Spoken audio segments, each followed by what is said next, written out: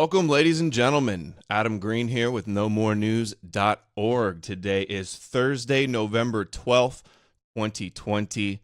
And today, joining me, return guest to the show, my friend, YouTube commentator, Albert Bishai is here to go over some of the latest news and some of the latest research I've been doing, get his take on things. Thanks for being here, Albert. Greetings, Adam. Welcome. Yeah, thank you. Thank you for having me. It's always great joining you, brother. Yeah, it's been a while since you've been on, but I've been on your channel for a talk or two. We did a stream on brand new tube. I know you're trying to build up your presence over there. So Yeah. What have you been covering on your channel lately? Well, unfortunately, it's been this whole election thing, right? And trying to come to terms with the fact that we all in this community, there's a lot of half-assed people, fake. Like I was trying to explain on my last stream, the real truth community, the genuine truth community, is infinitesimal, right? But there's a lot of people. Everyone wants to say they're a truther, right? From Rogan and Alex Jones down to everybody else. But we understand this is rigged. We understand Zog. So how can you get so invested in a rigged system that is a control system, an enslavement system that we are suppressed by, right? So are we going to pick a side? I mean, it doesn't make any sense to me, Adam. I haven't even been paying attention to the election the last few days. The day-to-day, the breaking news story on everything. I've been doing some deep research into some crazy. I've been watching rabbi videos and finding astonishing sound bites that nobody's heard before, and we'll get into that as well as some other stuff. I want to talk about Steve Pieczenik as well. Just remember that one and all of that stuff. But why don't we first? In terms of following up CJB, not cool, bro. You couldn't have me on a couple of shows from then. I got to follow up the Yoda Jedi Master. I mean, this is tough. But in terms of debates, Michael Hoffman, E. Michael Jones, that would be my two top recommendations for CJB. For talks, yeah. For debates, yeah. I agree. Yeah, Duvid says he wants to debate again as well. No, that's all right. Okay, here we go. Finally, I found it. Cool. Why don't we start with the Steve Pieczenik thing? Because this is such a big deal. It happened a few days ago. I've always been interested in Steve Pieczenik, guest on InfoWars. He's former psychological warfare, worked under Kissinger, was in the CFR. He did specialize in regime change, worked for, I think it was like Nixon, Reagan, Bush, all the same people as Roger Stone. And DARPA? I'm not sure about DARPA. He was involved. His family is related to, his family is the Rambam, which is Maimonides, one of the top Hasidic Kabbalah sages. And the 12th century Alexandrian sage. Yeah. And also he says his family was involved with Jabotinsky, who was an ultra Zionist militant, and as well as Menachem Begin, the Likud terrorist, who and then the Irgun terrorist. Yeah, exactly, bro. I mean, Steve Pieczenik is an interesting character. He's disinformation all the way. You can't trust the guy as far as you can throw him. But I sure do appreciate the way he lies. He's entertaining as hell. Yeah, he did. I did a video a couple days ago. This is of Steve Pieczenik on election day, or let's see, a couple days after. He went on InfoWars with Owen Schroyer and said that that trust the plan. Trump's got it all under control. That he did some secret sting operation with the ballots so that they were going to bust the Democrats cheating. And then he said the arrests are already happening and stuff. Huh? What? They were watermarked. Watermarked, yes. Watermarked with crypto. Or not crypto, but blockchain. And then Yes. so he did that. We could play a little bit of that maybe, but let's see. Hold on, where are we? Okay, and this is what David Knight had to say. This is longtime reporter at InfoWars. Steve Pieczenik has always been a guest on InfoWars, and this is what he had to say after he Pieczenik's statements. Question is this a sophisticated sting operation? Frankly, I don't think so. I mean, that's what Steve Pieczenik said, and I've seen this put out on some Q sites and other places. I have. That was a dig because Steve Pieczenik, through InfoWars, is basically selling an extremely similar narrative to QAnon. It's almost like they used Alex Jones, Jerome Corsi, Steve Pieczenik to kind of rebrand the InfoWars into QAnon a little bit because they pushed it early on. Alex Jones was like, oh, I know Q. Q's for real. Q's next to Trump in the Pentagon, he said. And then Steve Pieczenik is always promoting the QAnon general narrative. He's promoting QAnon shills like Praying Medic, like the biggest QAnon grifting shill there is, who says he's a prophet and has dreams about Q and Trump. Jesus. To ask the question is, if this is this fraud? I think it obviously is fraud. Did everybody know that there would be fraud? Of course they did. President Trump knew there would be fraud. So was this a sting? As Pieczenik was talking about this, he talked about a particular agency, CISA. But instead, we're supposed to believe there's some kind of Machiavellian secret plan that we should just trust while the U.S. burns in chaos. Maybe that is ultimately the plan. Look, I didn't jump into Pizzagate. I don't allow Pieczenik to come on this show because last time he came on this show was right after the shooting in Vegas. He came on this show to sell the lie that nobody died in Vegas because he's trying to trap me. This guy is a CIA shill.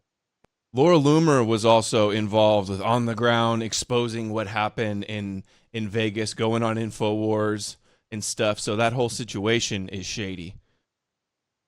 But hold on. Yeah. The Laura Loomer was there. Yes, I remember that. And I give David Knight credit for coming out. This is new for me. I've never seen this before. Oh, really? And this was on InfoWars. They came out, so they buried. It's amazing that they let him bury Pieczenik on InfoWars.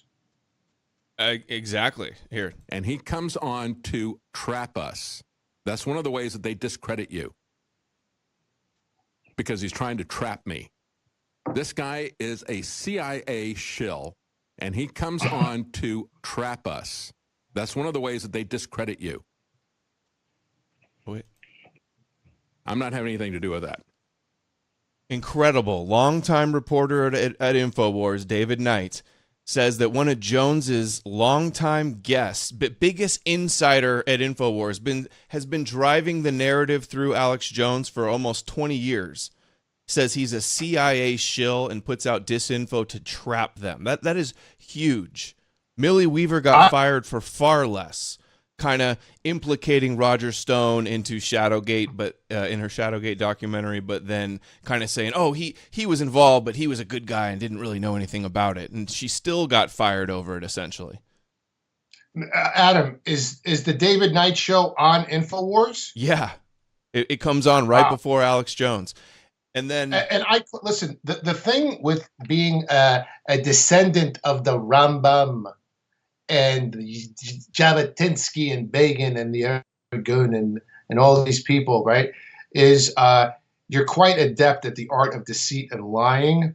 And Steve Pieczenik is a Jedi level liar, right? I mean, like the best. Okay, you don't get better disinformation guys, psychological warfare, mind war guys than Steve Pieczenik. He wrote the Tom Clancy spy books with Tom Clancy, and Tom Clancy is connected to Council for National Policy, which is the evangelical Zionist right wing Republican group that's just tied in so many levels with these networks. CMP, yeah. Listen, this guy is basically as deep state gets, right? Pieczenik. Because think about it. There's a lot of interesting things about Pieczenik.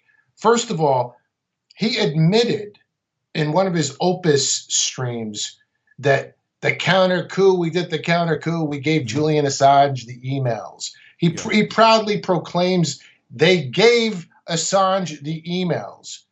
Did Steve Pieczenik ever get subpoenaed by the Mueller Commission? They took down Corsi and Roger Stone for having some kind of affiliation or ties to the WikiLeaks dump. This guy is admitting it on the fucking airways. Excuse me, Adam. I'll keep it. Family show. This is a family show. I lose myself. It's an ashanda. I will have to pray and redeem myself when I go to shul. But yes, this is what's going on here. And I caught Pieczenik in another lie. I watched one of his videos today from a month ago. He hasn't done a video in a month. He talked about Mattis. This is when Mattis left and threw Trump under the bus. And then Pieczenik did a hit piece on Mattis. Did you watch that, Adam? No. I may have, but I don't remember. Well, he talks about he's a failure as a soldier. He's a failure as a Secretary of State. He was terrible. And then the problem with when you tell all these lies is keeping them straight. So he said he failed at Tora Bora, right? What does that mean? That means that he let Osama bin Laden escape, right? Isn't that your inference when he says he failed at Tora Bora? But Pieczenik says Osama bin Laden was dead in 2002. Well, I didn't think of that immediately, but yeah, that Tora Bora and bin Laden, they were saying he was hiding there. That was reported a lot. And that he escaped from there right before or something. Right. So Pieczenik was trying to dirt him for letting what happened to Tora Bora, right? I mean, we know what happened to Tora Bora. Allegedly, bin Laden slipped through into Pakistan.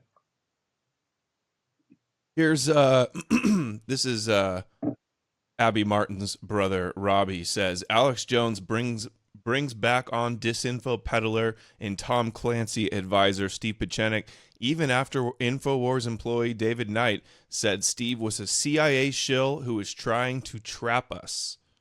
And here yes. Here's the pedigree of Steve Pieczenik too. For those of you who don't know me, I am Jewish. I came out of the diaspora. I basically am. For those of you who don't know me, I am Jewish. I came out of the diaspora. I basically am related to Rambam, and I was involved with, my family was involved with Begin and Jabotinsky. For those of you who... So quite the Zionist pedigree between those names there. To say the very least, right? And he tried to build up his credibility in the truth conspiracy movement by saying things that were already known. At first, he said 9/11 was an inside job and just blamed Wolfowitz, Pearl, Bush, and a bunch of the neocons, Jewish neocons in the administration. But he didn't initially blame Mossad. Later on, I think he touched on it a little bit, but I think he just did that to gain credibility because now he's saying, oh, Kushner, let's get a Kushner presidency. That would be great if Kushner followed Trump. And even though he pretends to be against Israel in ways, he still shills for Trump, shills for Jared Kushner. He said Jared Kushner is putting Mossad on notice or on check. It's just ridiculous. So he gives you a lot of truth, but then spins it at the end. You know, that's what everybody says about anybody that doesn't, you don't agree with 100%. But we're talking high level disinformation warfare here with Steve Pieczenik, without a doubt, in my opinion. He might be Alex Jones's handler. That's a possibility. The guy is certainly very well connected, and anyone who's the protege of Henry Kissinger, right? Henry Kissinger was this guy's mentor. Mm-hmm. So what does that tell you? I mean, bloodthirsty, warmongering criminal, yeah, and he was also supposedly against escalation in the Middle East, but also supporting some kind of regime change in Iran, which is insanity, right? How do you go from being opposed to any escalation in Syria to supporting war in Iran? So look at how I got this guy and exposed Steve Pieczenik this week. Number one, I did this video up and I show him talking about this sting operation, and then I show Rambam, I show his Kushner spin. 10 minutes, I'll link that below. 25,000. It was top viewing on BitChute, and that was like the couple days after the election.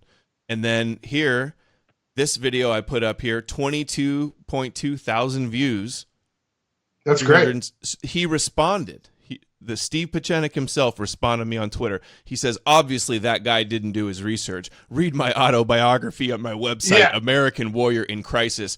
History from a hashtag patriot, not a dweeb. Calls himself a patriot. And don't forget to get on my email and buy a T-shirt and trust the plan. Buy voter posts from AJ. He gets 8 likes on that. Just gets totally ratioed in the comments. The 2 quote retweets here are me, where I retweeted him and just ratioed the hell out of him. Where are the arrests, Steve?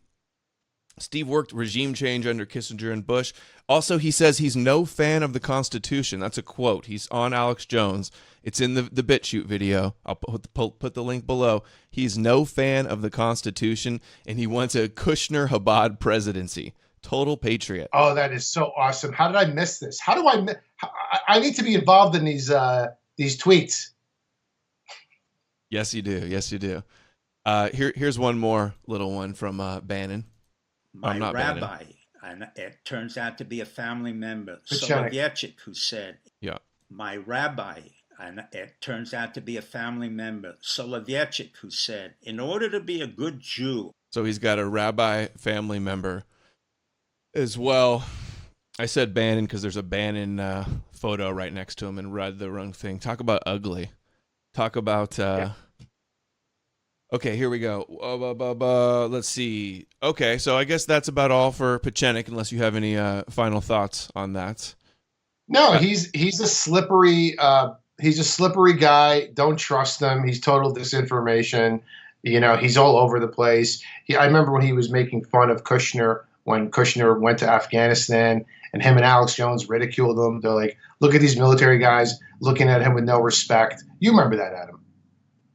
And then all of a sudden, he's the greatest thing. And after Pence, we got Kushner and Ivanka. Mm-hmm. And then after that, we'll have their kids take over. It'll be a Trump-Kushner dynasty. The America's in good hands, folks.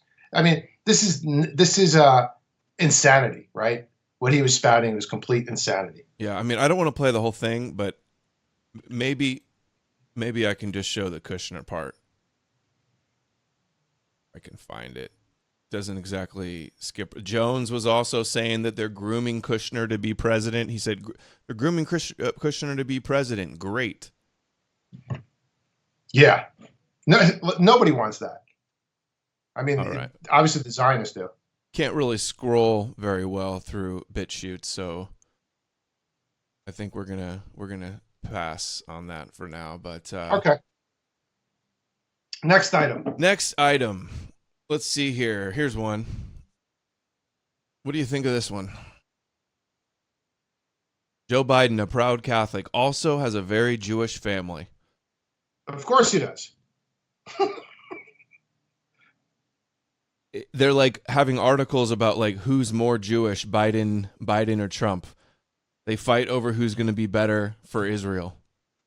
It's so disgusting, isn't it? It's so disgusting. The groveling, just the level of grovel on your knees, and oh my goodness, this is another illustration of the satanic matrix. We got Biden saying we are already beginning the transition. We're well underway. Nothing's going to stop that. And all the media, it's like he set up the office of the president-elect, and it's disputed everywhere. But they're just like trying to, all the media besides the Trump supporters are trying to go along with it. He's already president and Trump's going to have a coup. They're doing a big march this weekend, Saturday, in Washington, D.C. What do you think about that? I think it's great. You know, people that are the accelerationist in me wants him to burn it down to the ground, right? But I don't think that's going to happen. I mean, you're already seeing these articles about how he's coming to grips with it slowly. He's very dejected. He hasn't been seen in public. He hasn't made any public appearances in like 4 or 5 days. But he's already counting a run in 2024. This is as I was coming on here to join you, I'm reading. Mm-hmm. We'll see what happens. I hope he does, go scorched earth. That means the QAnon will keep the grift alive. Keep trusting the plan for another 4 years while he's got Trump TV and he's gonna run again in 2024. Oh, Adam, it was insane. I don't know if I can read it. I'm not going to read it. Don't read it. There was a QAnon post that said that basically the gist of it was Biden being declared the projected winner is part of the plan, because otherwise we wouldn't be able to see the corruption and prove that it's a rigged system, and this is all going still according to plan. What do you think of them trying to create a massive Charlottesville clash with BLM and Antifa and Proud Boys and QAnon people and this Alex Jones and all the people going out to this DC thing, and then this really does just the elections contested forever, and then like there's staged events or riots and madness, and Trump cracks down and like becomes like the final president, the dictator. Did you see how there was books like 100 years ago called Baron Trump, the Final President and the Last President and stuff like that? Yeah, the Last President, constitutional crisis, he's not going to step down, martial law. You hear all these things, right? All these conspiracy theories. He made this shuffle in the Pentagon because they may have introduced martial law, and he's like firing people, and people are resigning, and he's hiring a bunch of new people in like the Pentagon and somewhere else. I saw like he's building a fence around his place. He's digging in and getting rid of the disloyal people and putting in. It's crazy times right now. What's going on in the next before January 20th. Yeah, I mean, listen, like I said, the accelerationist in me wants it to if he could somehow, look, neither of us are Trump supporters. Obviously, we're not Biden supporters. We know this is a fake left-right paradigm, and we know who's pulling the strings of both corrupt parties, Zog, right? But if he could somehow take a wrecking ball to the system, that would be his singular greatest contribution as president, and just below being a good Shabbos goy. Well, that's a little wishful thinking. They were saying that that Netanyahu, was already congratulating Trump, which we have that right here. Let's play that real quick. This is me trying to create a rift. Retweet if you want Donald Trump to blow the whistle on Netanyahu, APEC, and Fox News as enemies of America. 1,000 likes. Nice. That's nice. Here we go. This nice. So they're supposed to have each other's back. Like other world leaders haven't acknowledged Biden, but Netanyahu is like the first one to do it. Oh, this is in his other language. Okay.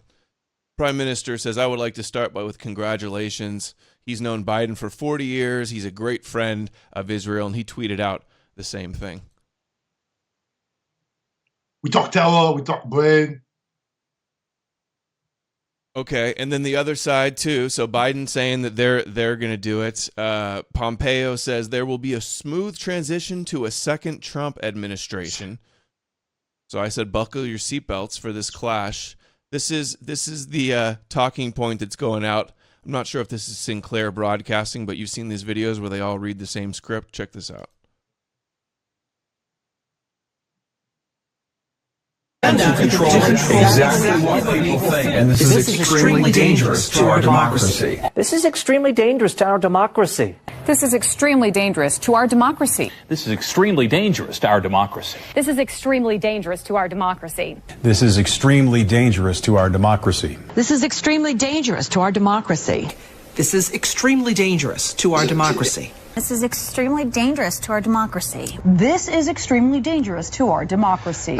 This is extremely dangerous to our democracy.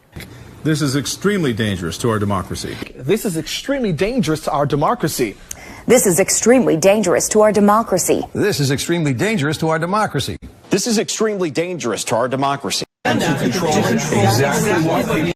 So it's like they're setting the stage for some kind of constitutional crisis. And it's what it's going to be, I think, is a big event where some white supremacist anti-Semite does something, and then they really drop the hammer. Pompeo tweeted out the Night of Broken Glass and saying, we must do something about anti-Semitism. Yeah, it's scary. It's scary. They're setting it up. I watched about 3 hours of the election coverage, and in between, at every break, at every commercial break, they showed a commercial for this upcoming documentary special that they're working on about white supremacy, right? Every single break. I must have seen the commercial 10, 12, 13 times in 3 hours. They're really setting it up, and folks should be concerned.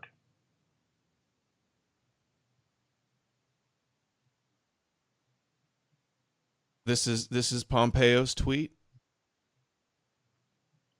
He just did 13,000 views. November 10th. This is 2 days ago. He says, 82 years ago this week, on Kristallnacht, the night of broken glass, Nazi leaders coordinated violent riots across Germany, destroying thousands of Jewish lives, businesses, and synagogues. We must remain vigilant.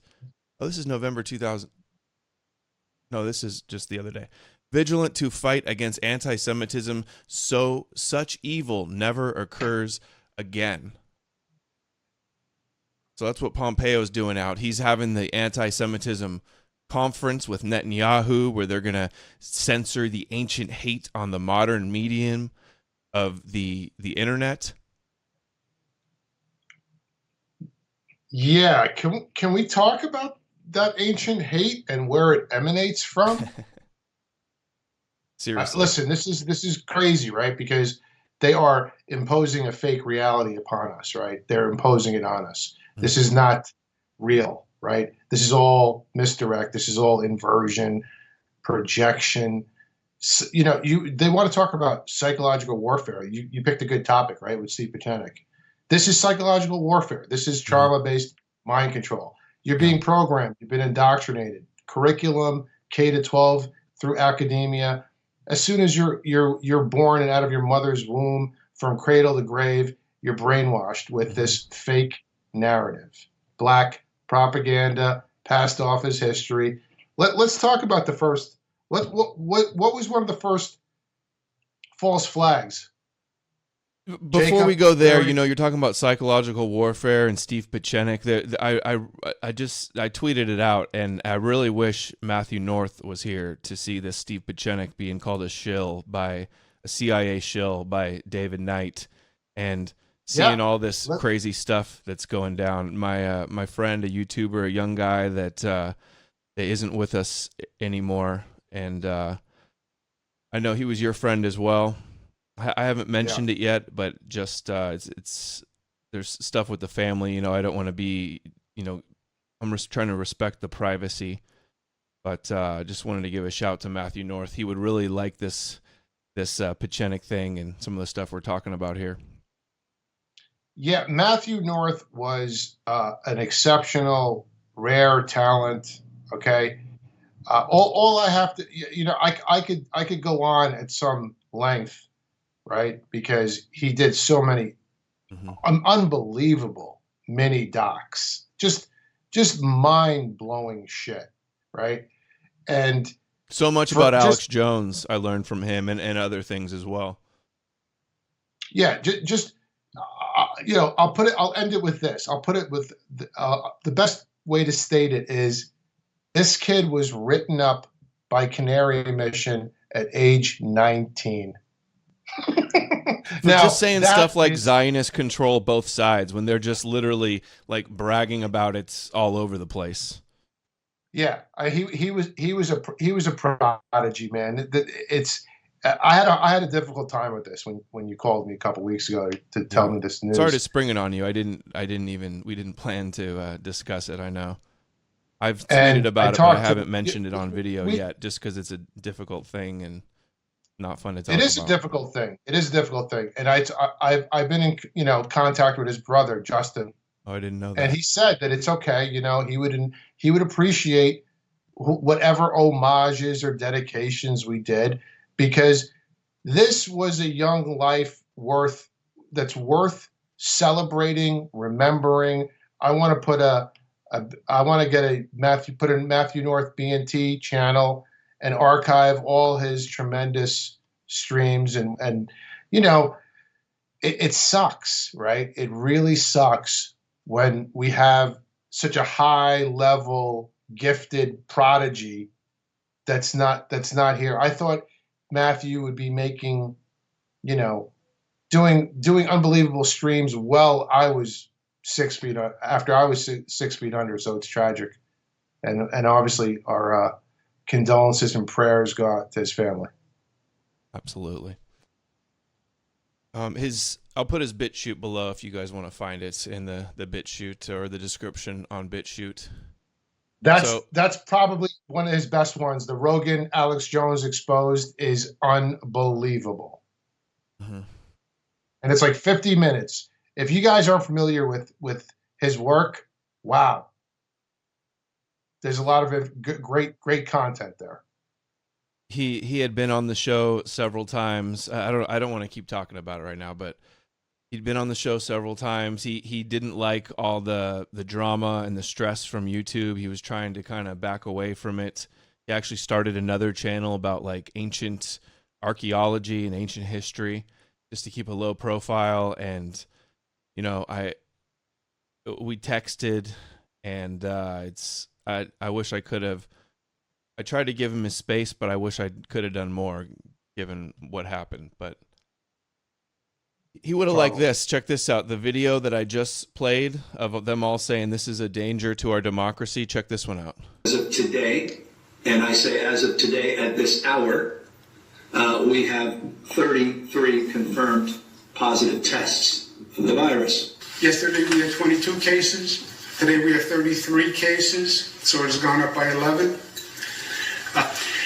That brings, those are 11 new cases, 22 go to 33. As we sort through this here in Arkansas, today we have 33 confirmed positive cases in Arkansas. As of today, we have 33 confirmed cases with Boston residents. We expect those numbers to climb. As of this afternoon, we have 33 Pennsylvanians who have tested positive for COVID-19. So as of this morning, there were 33 confirmed cases in North Carolina. Evening to you. Lots to get to tonight. I'm Leon Hendricks. We want to start with new information into our newsroom. Within the past couple of hours, there are now 33 confirmed cases of the coronavirus in Michigan. Good evening, everyone. Thanks for joining us for the news at 6. I'm Richard Gerard. Karina Corral has the night off. More cases of the coronavirus were confirmed today in San Luis Obispo County, bringing the total number now to 33.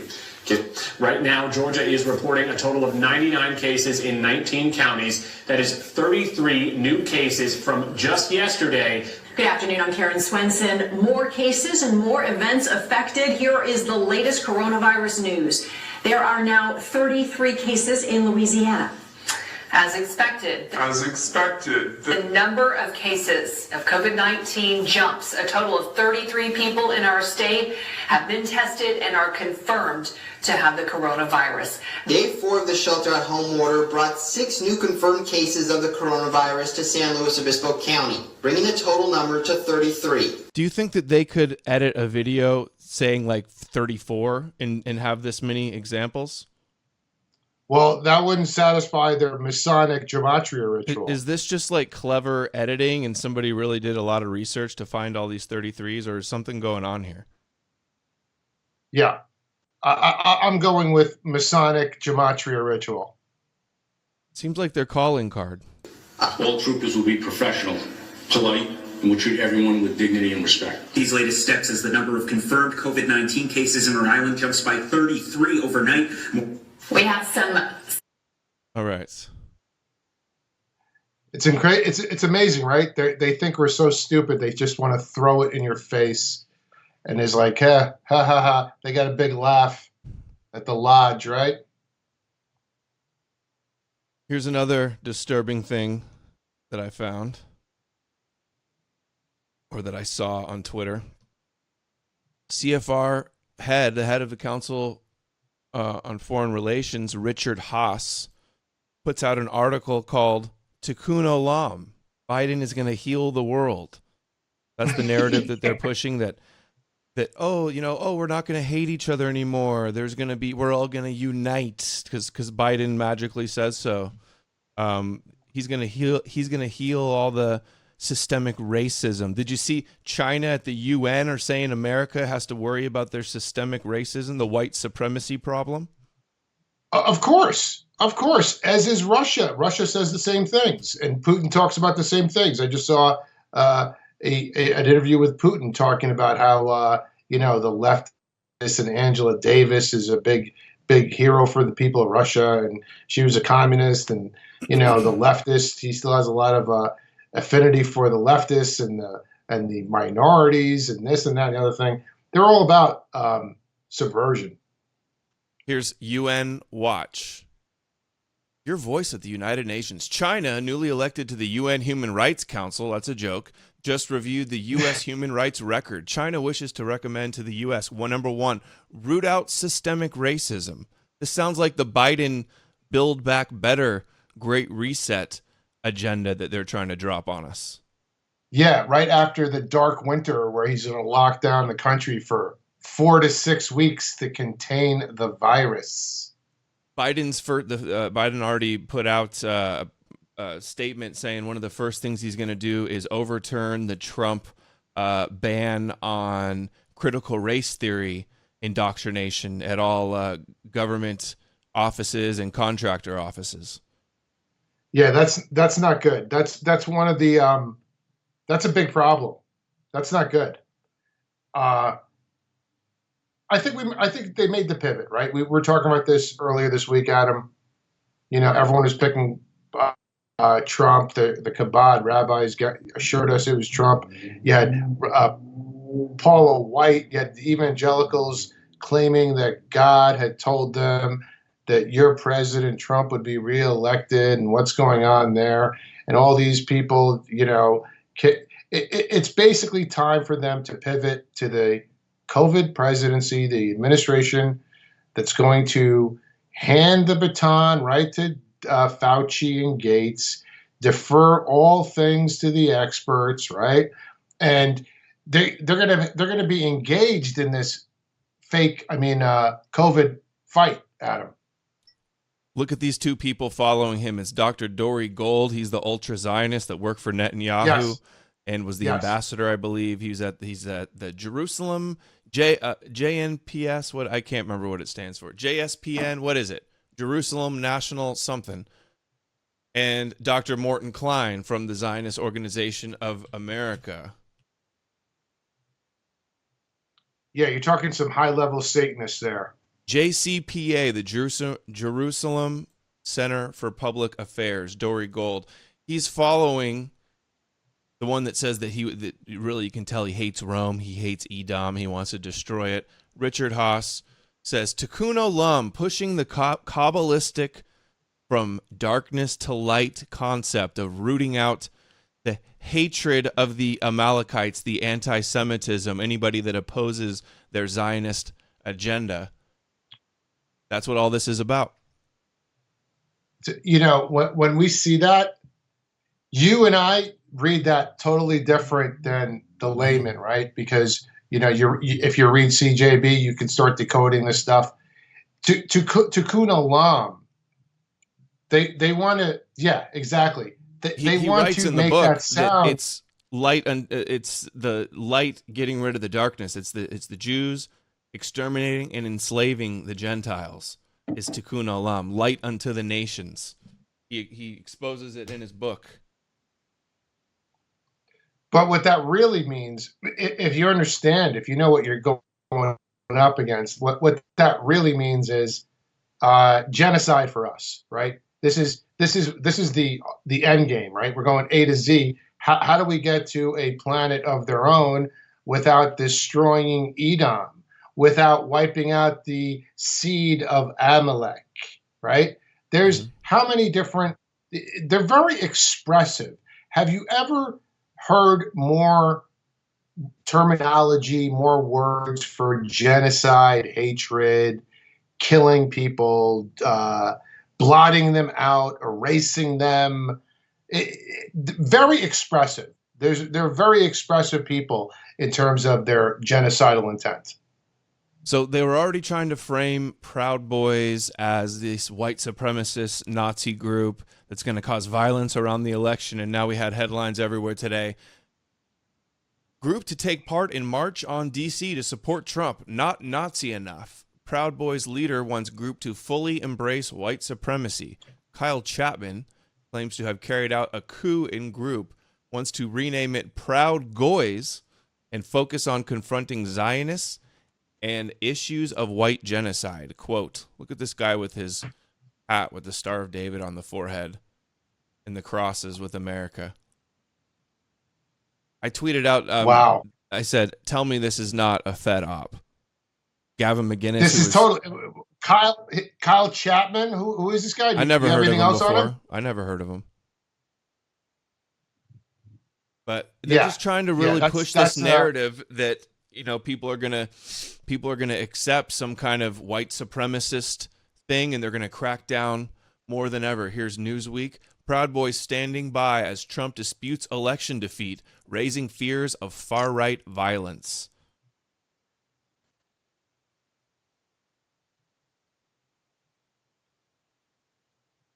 You there? What do you think?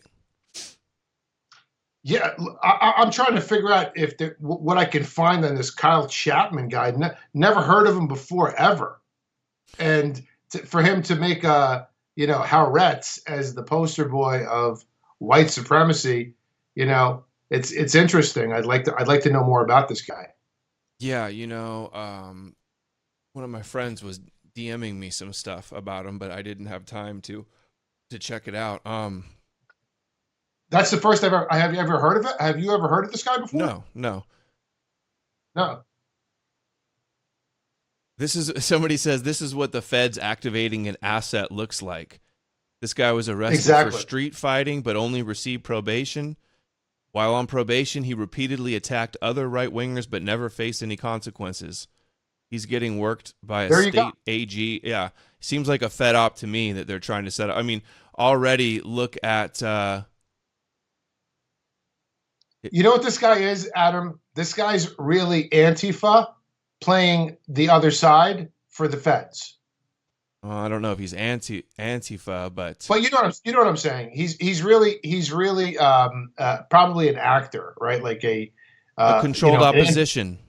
An infiltrator. So they're setting the stage for that. Not the Proud Boys or anything great. I can't. You know, the Proud Boys are. They're weak anyway. They're a bunch of Zionists. Yeah, they're having to radicalize it to fulfill their dialectic. And Gavin McInnes started Proud Boys. He's in the Zio network. He's an admitted proud Zionist, confessed Zionist. He went to Israel and did all these pro-Israel things. He worked for Rebel Media and Ezra Levant, funded by the Mercers and Shillman, I believe, as well, Zionist billionaires. So how is this guy rising through the ranks of the Proud Boys as being an anti-Zionist? Doesn't make any sense. I know, exactly. Okay, and then this is what's going on. This was this week. Jonathan Greenblatt's ADL posts this video, Never Is Now, 2020, State of Hate with the ADL. The first day, it only had 86 views. A channel with 13,000 subscribers, it can barely break 100 views in a day. How do they have the power to shut down all free speech on the internet and thus the world? Yes, it's incredible, right? It's incredible the power that the ADL wields. And basically, if they want you off the internet, you're going to be off the internet. They got a pretty pristine record in terms of their hit list, right? Yeah, the ADL list that they got everybody that was on there basically is banned. Everybody that was on there. I can't recall anybody that survived being blacklisted by the ADL. Look at this, which is actually a terrorist organization. Absolutely. Look at the numbers on this. Like 90 views a week ago, 900 views 3 weeks ago, 800 views. They're so unpopular. Nobody likes them, but they just have the power to go on all the mainstream media, to go into Congress, uncontested, unchallenged, everything they say. They did a 30-minute video. It was chilling this Netanyahu monster. Polls show that the American people as a whole are not becoming more anti-Semitic. How democracy works. He's just begging for censorship here for 25 minutes. I'll have to show the clips another time, but this is what's going on. There's the anti-Semitism conference with Pompeo. They're just trying to crack down harder than ever. Tikkun Olam, getting rid of the Amalekites. Yeah, listen, Jonathan Greenblatt, the ADL, B'nai B'rith, the long, illustrious history of what were they created for to cover up for Jewish crimes, right? Mm-hmm. And pedophilia. This is what sprung this organization. And I did this research, a deeper dive, and there were slush funds set up, Adam, that predate the ADL for defending Jews from things like ritual murder. So they were the progenitors of the ADL. This has been going on. Once again, we talk about it. How long? All right. What is the NWO, like the Alex Jones likes to play these code games, pretend he's a patriot, talk about the globalists and the NWO. Well, what are the globalists in the NWO code for? Zog, right? But he's not going to talk about it in those terms because he's a disinformation shill, right? The deep state pretending to the deep state pretending the government's going to take itself down. I mean, it's comical, the disinformation from Jones. Well, I tell you, I'm going to tell that ADL guy that he's the Nazi. He's supporting the EU that was a Nazi project. He's supporting tyranny. You're the damn Nazi, dude. Don't you point your finger at me when both my grandfathers almost died fighting Hitler, and I'm an American, you son of a bitch. And you support that Nazi collaborator, George Soros, and you point your filthy finger at me and say I'm a Nazi. No, you're a goddamn Nazi. You're an enemy of freedom in America. You are a betrayer of Israel and every damn Jew on this planet, and you're the enemy of... A betrayer of Israel. His job is to protect Israel and the Jewish people. And he frames it. Yeah. He says they're anti-Israel. That's the spin he puts on this. No, you're the Nazi and you're anti-Israel. That's all he has to say. Of the children. So go to hell. I curse you. Go to hell, demon. I hate you forever. You are a Nazi. And then I do a whole video about how they have an office and they work closely with the Israeli government. And all he can say is, they're trying to trick me to hate Jewish people at the ADL. And says it's the Chi-Coms that are behind the censorship. Just saying to Jonathan Greenblatt that you're an enemy of Israel and the Jewish people should probably disqualify you all out there from ever listening to AJ again, right? I mean, how retarded is that? Like Jonathan Greenblatt is an enemy of Israel and the Jewish people, really? Don't worry, because there's the new Trump strikes deal to make COVID-19 vaccine free at major pharmacies. I retweeted, I don't think you could pay me to take this thing. And Alex Jones was saying, where are they on that? What? Where are they on that, Adam? Like last time I saw it was like only like 40% of people were willing to take the vaccine. Oh yeah, it's. I think I saw it was like 50% said that they definitely would not take it. But Alex Jones said that Trump's coming out with the good vaccine before the bad vaccine from Bill Gates. Right. Right. So they're going to have their bases covered, right? You're going to have AJ and the Trump have the Trumpanzees and the Q-tards get their vaccine from him, and then all the leftists will take the Biden, Gates, Fauci vaccine, and then you have 100% of the population, nearly 100% inoculated, or should I say infected with monkey DNA. What is it? Monkey or rat DNA? It was rats. Embryos? Yeah, they Disgusting. do it with genetically modified rat embryos.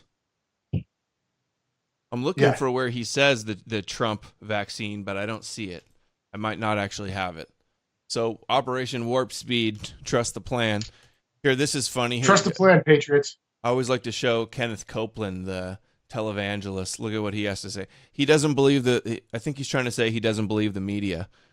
And he's got a point. The media doesn't get to declare who the president is.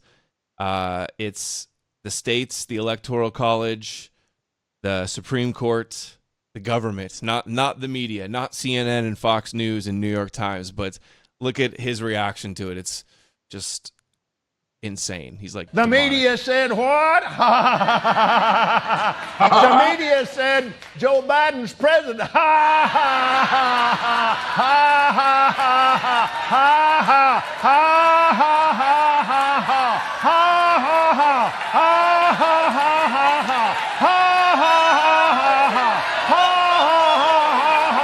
This guy is a lunatic, and he's just made tens of millions of dollars and flies around on a private jet. No, Adam. He has a fleet of jets. Oh, my bad. And God told him he wants him to be a billionaire. He also said that he can't fly commercial because there's demons in the commercial planes. Yeah, I could travel with a tube full of demons. Jesus! And then he gets in the reporter's face and has the most evil looking expression, and then he switches to like a demonic smile. It's craziest guy ever. He is a demon. This guy talks about demons. This is a demon in front of you, folks. You want to see what a demon looks like? Cue the video.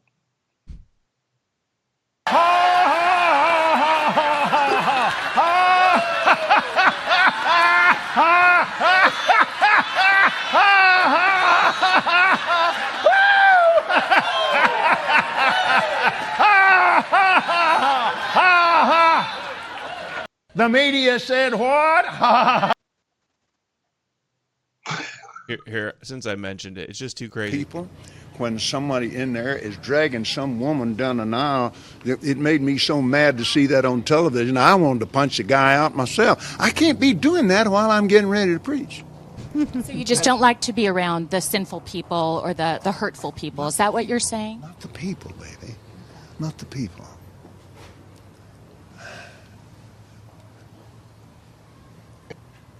Back there, preach to a lot of people, getting ready to preach. Oh no, all the time that wasn't the main. That's it. That it's biblical and that there's a foundation in the Bible for this. Let me close it with this. Sure. I had to learn this, like I said, from the Bible and from. With a bunch of demons. Do you really believe that human beings are demons? No, I do not. And don't you ever say I did. We wrestle not with flesh and blood, but principalities and powers. Can you explain what you meant by that term then? Just explain, because it's. Yes, I do. Okay. Again, getting back to the comment. All right. You said that you don't like to fly. Enough of him. Here's another one. We wrestle not with the people, the demons. Just scary. Scary that these types of fundamentalist evangelical Zionists have so much influence in our country. Look at this one. And over politics and the CMP, like founded by Tim LaHaye and all of his end times fantasies. Hey Adam, you got the Paula White video with the dispatching angels from Africa right now. I don't have that one ready. I played that one a little bit ago. Holy shit, that's good. Here, this woman's pretty bad too. Expose it all! Expose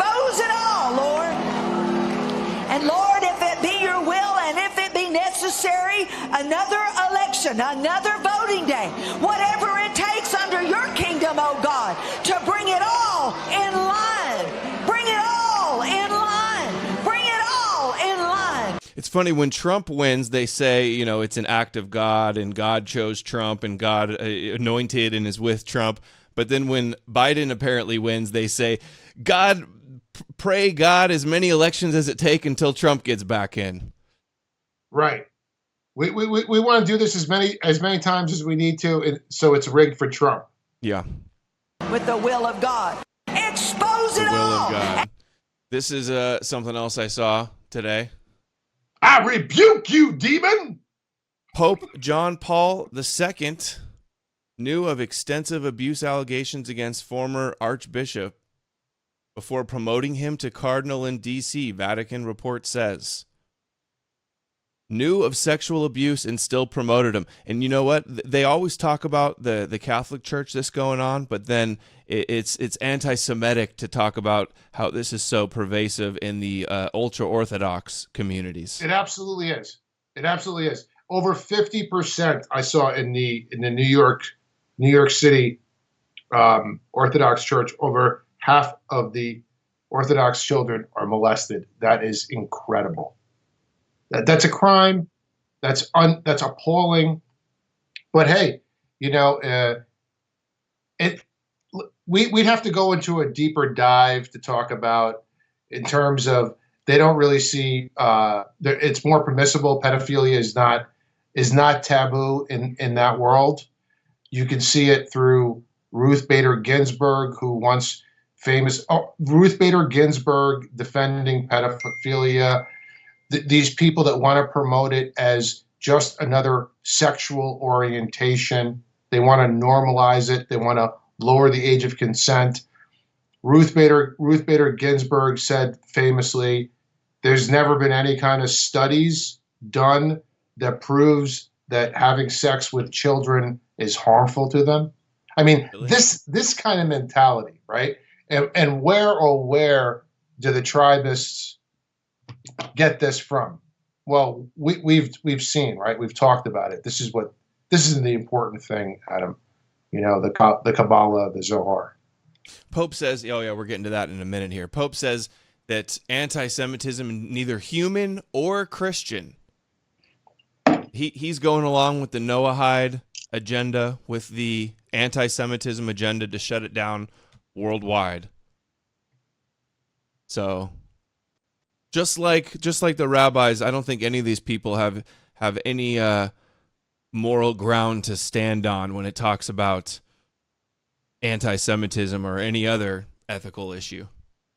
How is the Catholic Church still even operating? How is it still even in existence? A lot of power. You know, it always baffles me. It always blows my mind that there's still even a Catholic Church, right? With all of the horrendous scandals and the pedophilia and the molestation, you know, it's incredible. It really is incredible.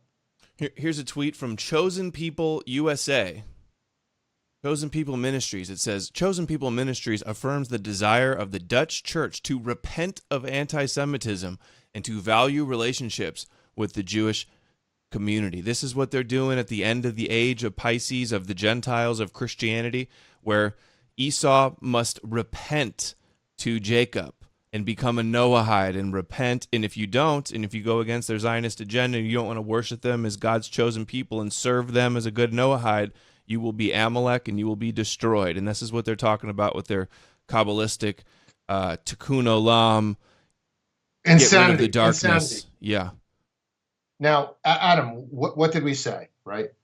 5,700 years ago, if you were a twisted, criminally insane, evil person, group of people, you would formulate this theology, this supremacist, racist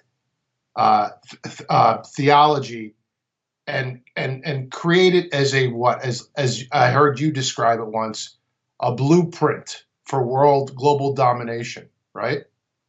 Don't let. Yep. That's what it is. It's a guidebook. It's a script that they're following to conquer the Gentiles. Here's Jesse Lee Peterson pushing Judeo-Christian. Yes, it is. You got to hold on to it. Don't let go. We are a Judeo-Christian nation, and that's a blessing. Don't forget. They want you to believe a lie. All right? Don't fall for it. Defunct 2. Do you believe America's Judeo-Christian nation? I don't know what that terminology means. I don't know what Judeo-Christian means. That Christianity came as a result of Judaism. Possibly. I think that's not what it means, huh? Judeo-Christian values, they try to make it seem like, oh, they share values together, like they're, a team, which they're diametrically opposed to one another. The rabbis think Christianity and worshiping Jesus as divine is idol worship. Right. Hey, it was great, Adam, watching the heads explode when CJB said that broke it down about the Kabbalistic interpretation that Jesus is the reincarnated snake and the son of Satan and was sacrificed back to his father, the devil, as a scapegoat ritual. That kind of, when I was looking at the comments and literally seeing people's heads explode, right? Folks, this is not what anyone believes. None of us believe this. This is lunacy. This is crazy mythology. Nobody believes it, but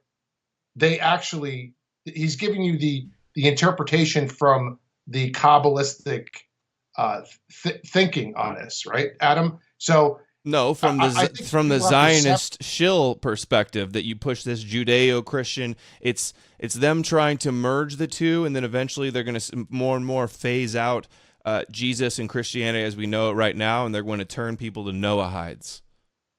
Yes, right, and look, just because you have the Palestinians, the Syrians, and the folks in Lebanon and the Middle East are on the front lines every day actively opposing this, doesn't mean that we're unaffected. We have seen this war brought home.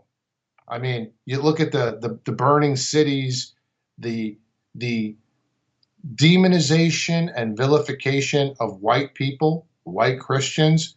They have painted a target on their backs. This Kalergi plan, we can see it. The destruction of Edom, yeah. The destruction of Edom, the blotting out the seed of Amalek, all this nonsense, all this insanity and Jewish mythology, that's from the bowels of hell. Apocalyptic, right? Genocidal, maniacal, like blood libel, bloodlust. It's apocalyptic. It's just absolutely insane. And they believe all these little details with such certainty, all these elaborate stories where they're better than us and they're chosen and we're just meant to be their slaves and they're going to trick us and use deception. It's all just so absolutely horrendous. This is what it's about. This is why people have to understand when you talk about an existential threat like you guys had on the last stream. People, what else do you want to talk about? What is more important? What's more fundamental than breaking the back of Zog and reclaiming our sovereignty from these devils? We're not going to do it with the Judeo-Christianizers like JLP. Let's watch a little bit more. This guy stands up to him. There's conflicting, Judaism and Christianity have conflicting beliefs. Not for those who can see. Not for you. If you can't see, you hear that? He says they're conflicting beliefs. And he goes, oh, not if you can see. Yeah, that guy's one of the most ignorant guys around, though. I mean, he's dumber than shit. Then I can't see right now. You white. You white. And then he says, you white. Did he say you white or you're white? White? Yeah. That's a beta move by Jesse Lee Peterson. Chilling. Dude, Jesse Lee Peterson is like the dumbest guy around. Is he not? I don't watch him a lot, but you're gonna go I'm not a fan, to say the No. least. Okay, here, let's see if this is Judeo-Christian. Actually, let's play this first. Let's go to... No, let's not do that yet. Sorry. One more story here. We'll do this one. Israel sinking their teeth deeper into America with every move. AIPAC says the U.S.-Israel partnership grows our economy, creates American jobs, and promotes American innovation. This is Steve Mnuchin saying, kicking off the annual U.S. Joint Economic Development Group today. Bilateral economic partnership relationship is strong. Even more innovation and economic growth. The Israel Firster, with their obsession with the relationship with Israel. Just yes. Using us. What can they get? What? What can they get from Trump in the next 2 months, Adam? I know, yeah. They're writing articles about that stuff. I think they're wanting a full Pollard pardon, and or to get him extradited, I believe, back to Israel. There's also they're talking about settlements, different settlements. Well, actually, here's the other story I was going to show. Apparently, following the President-elect Biden's victory in the U.S., the Palestinian Authority is reportedly planning on asking him to immediately move the U.S. Embassy back to Tel Aviv. And apparently there's talks of getting back in the Iran deal as well. That will trigger the Zionist. Doesn't mean I'm for it, but it definitely will trigger the Zionist. You know what they did, though? They're not going to move the embassy back because this is the Zog agenda that they're obsessed with. It's a big step towards rebuilding the temple and legitimizing Jerusalem as the eternal capital of the world as they want, according to all their prophecies. But they can't move back because Trump's people sold the old embassy location, or the home of the ambassador, I think it is, or the both, to Sheldon Adelson. Bought it in the biggest purchase for any property, I think, in Israeli history is what it was, so that they can't move back.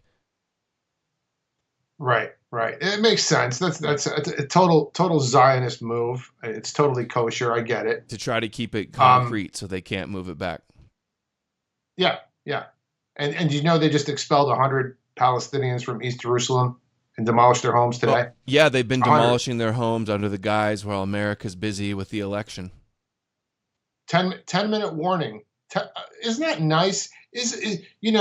What a heartfelt. This is the light unto nations. What a sweet, compassionate people spreading some holiday cheer around the East Jerusalem neighborhoods there, telling people they got 10 minutes to pack their shit and get the hell out because there's a bulldozer right behind me that's going to take it out.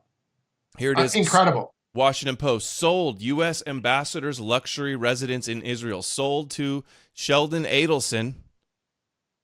They did not divulge how much the property was sold for. Such corruption that they do here. 2021 orderly transition. So they bought it up so that they can't move the embassy back. That's what they did. Yeah. All right, let's play this now. This is the big find I found the other day. The full 30-minute edit is up on BitChute, my last video. This is one of the most damning, implicating clips I've seen of foreknowledge of Israeli foreknowledge of 9/11, and I'm doing a whole video about all the other examples of foreknowledge of 9/11, the 9/11 attacks before they happened, but this one takes the cake. Just amazing. I'll play it and then I'll say that. Go further to Parashat Vayera in the Zohar HaKadosh. You will find there. So go back in the Zohar, he says. This is from the Kabbalah Zohar. An extraordinary information. There will be two big buildings in the land of Edom, which today we relate the word Edom to America. And those are the biggest, the tallest buildings in the world. And they will be brought down completely.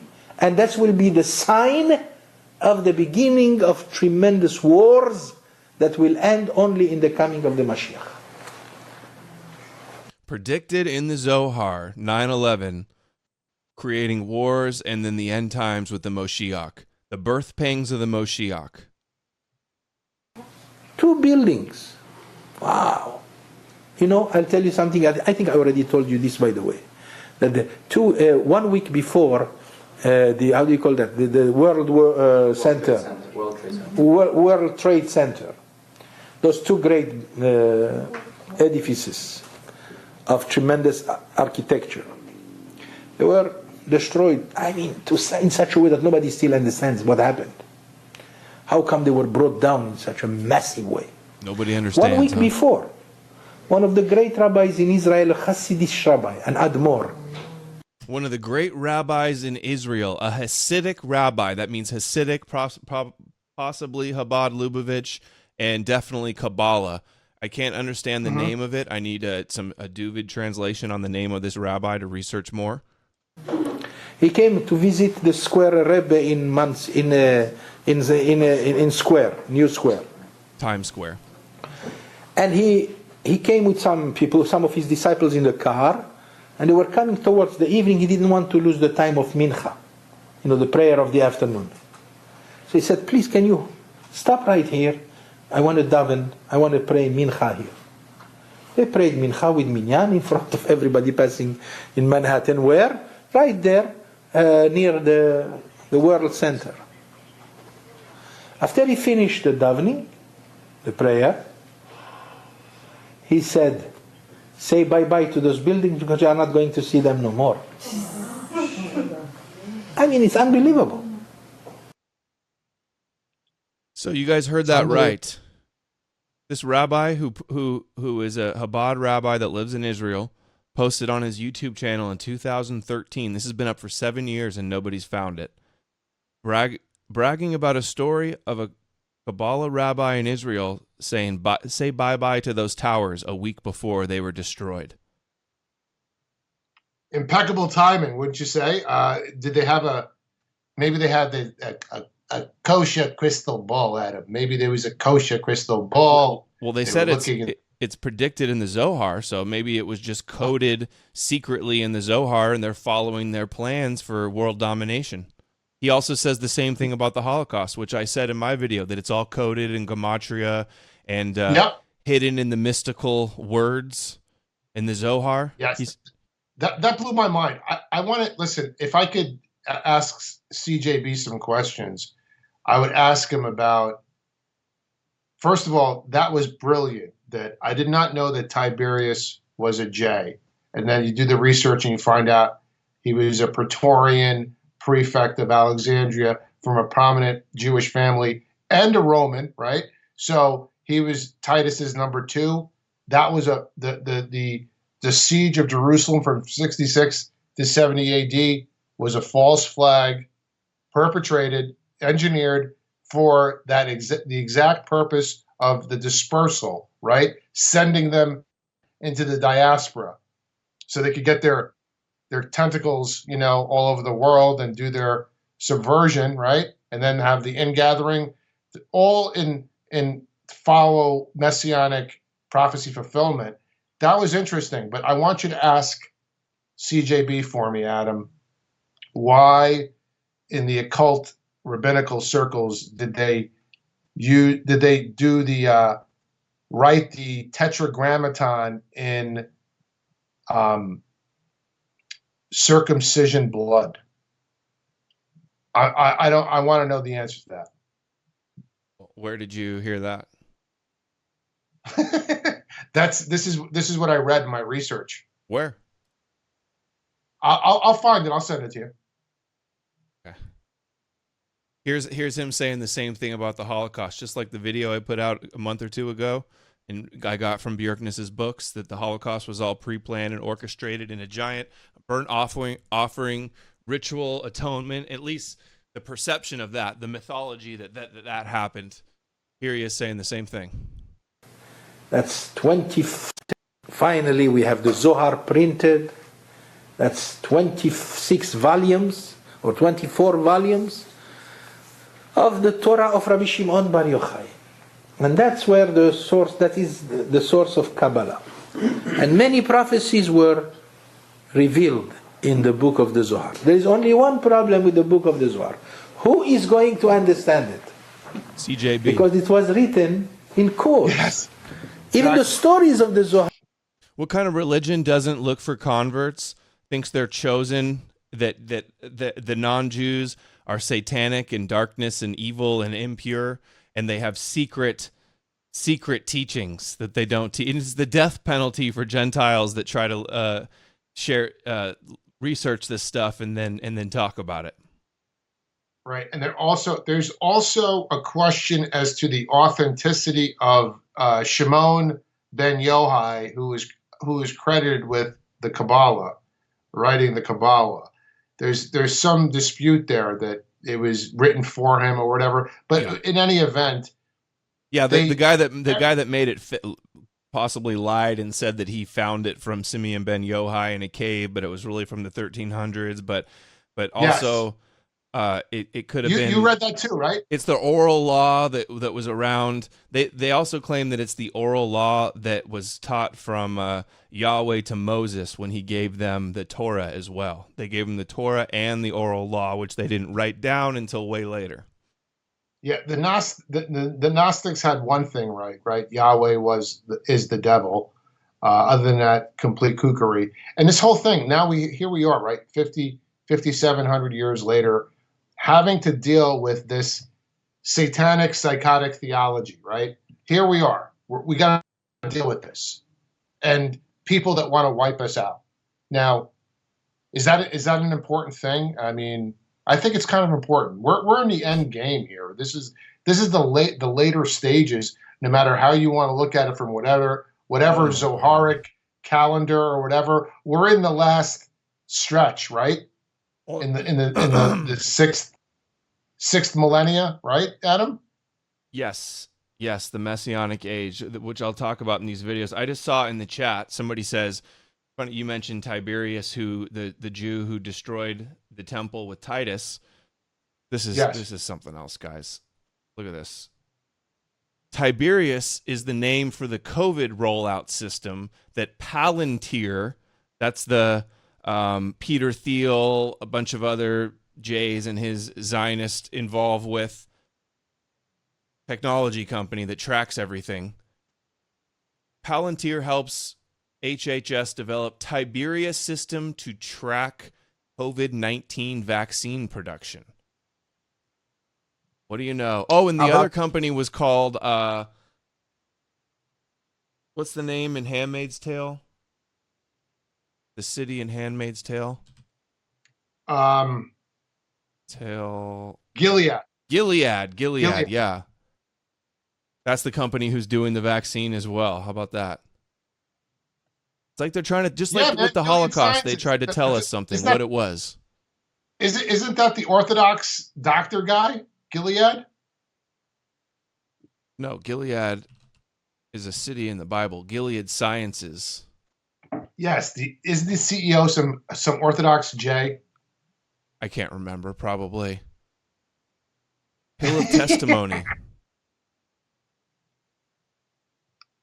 Gilead in the Bible. Anyway, we're all over the place. Let's play this again. Are a code, are hiding a secret, right? So are we hiding the secrets for world domination and conquering the Gentiles? That's what Kabbalah is. Exactly. Lucky or not to live in this generation when we see everything is behind us. Everything that the Torah says came true. You know that even the Holocaust is written in the Torah? But just like my video that I said, burnt offering atonement ritual. I'll show it to you in the link in the description. That's another subject. And even the Holocaust is written. I mean, not only the Holocaust in Germany, every kind of Holocaust.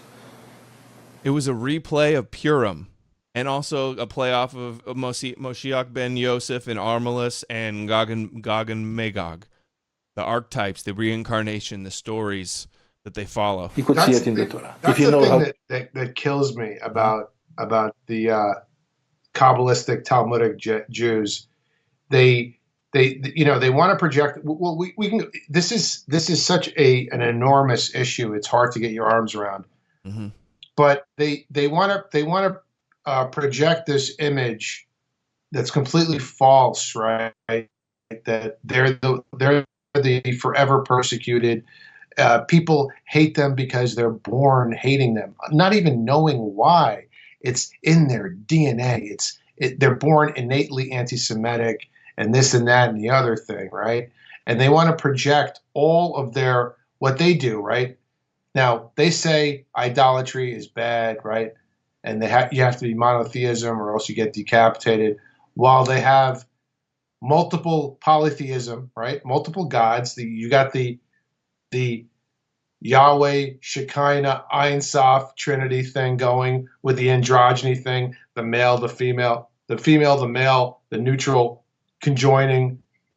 They have the whole thing about idolatry and symbology and idols. How many symbols do they have, Adam? The inverted pentagram, the six-sided star, the as above, so below, the Baphomets, the goat head of Mendes, all of these insane occultic symbols.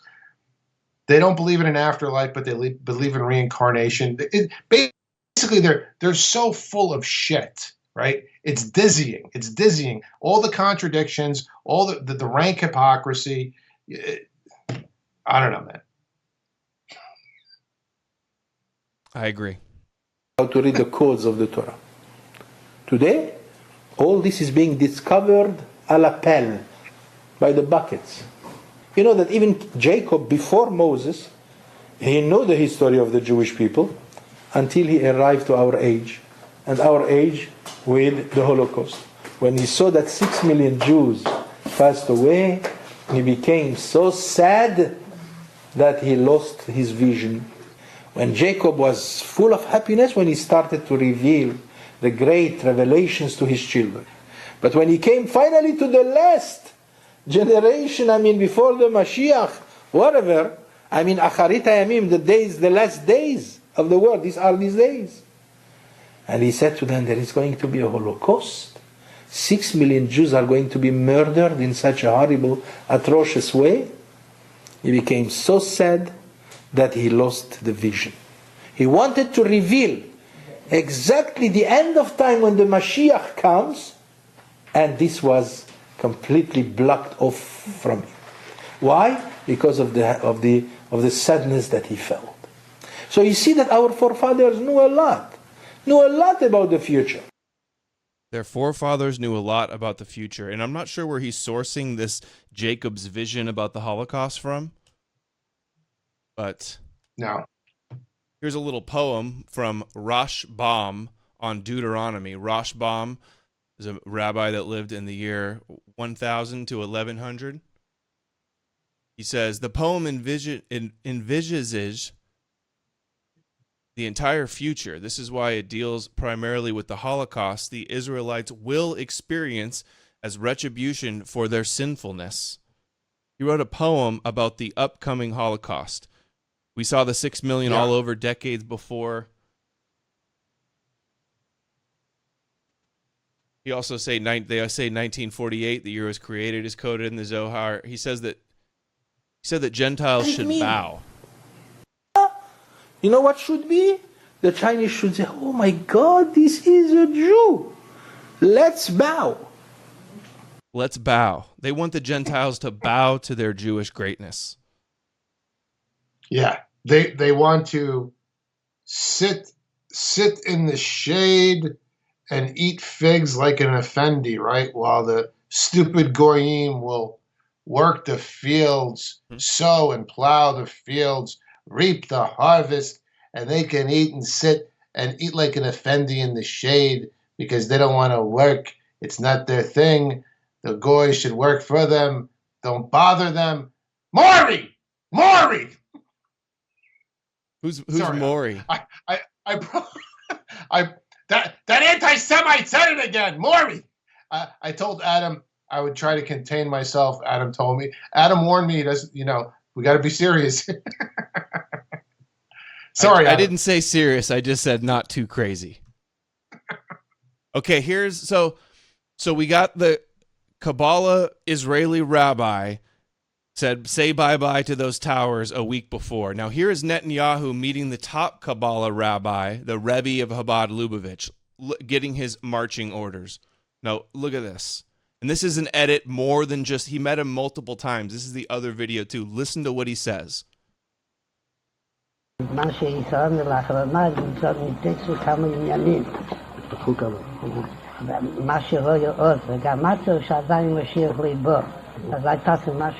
more to hasten the coming of Moshiach. This is in 1990.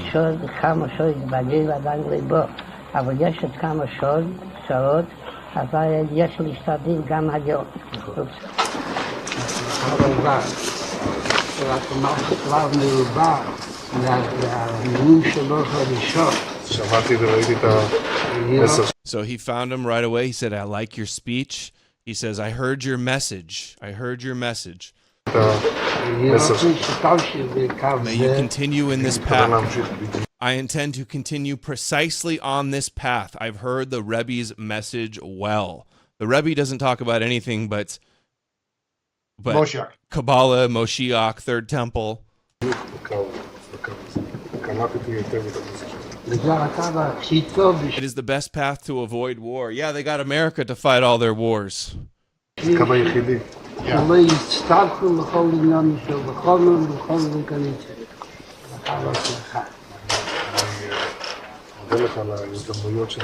you for the opportunities to be helped by you. You don't make it in politics if you don't, on the right wing, if you don't get in the religious, if you don't get the support of the Rebbe.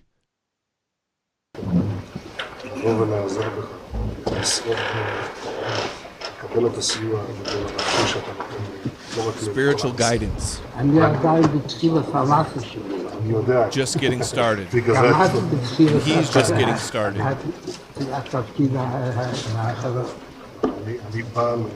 I have come to you at the start. The start of his political career, he comes to the Rebbe.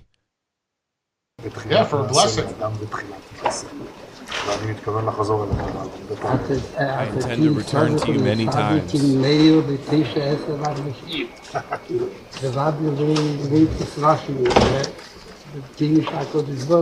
God is on your side. God's mission, Tikkun Olam.